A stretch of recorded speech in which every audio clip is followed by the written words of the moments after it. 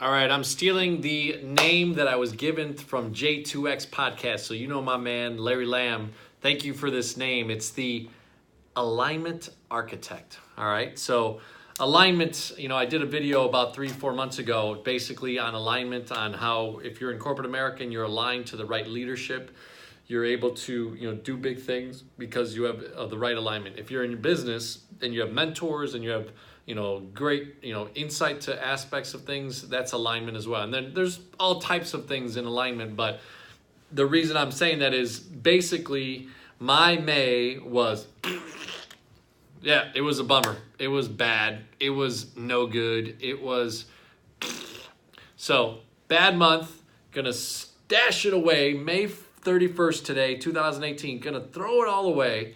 But what I did was look at 3 things that will help me for June. So number 1, pipeline. Get my pipeline back to 10.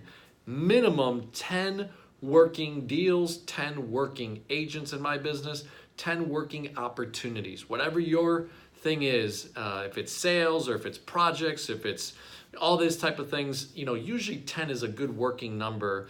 And you can kind of, once something finishes, boom, slot something in and you're good to go, all right? Number 2, activity. Track the freaking activity, right? The activity is essential because once you do the activities, you're measuring it, right? If it's calls per day, if it's networking events, if it's business cards picked up, if it's all these types of things, these are things you could do to really, increase the ability of production in any field that you're in, because now you're measuring it. And what I fell off in May a little bit was the actual activity measurable, and I wasn't able to tweak some things. And when I say tweak, boom, that's number 3. Fluid plan that's not stuck or unable to be adaptive, all right? If you have a plan, that's great. That's number 1.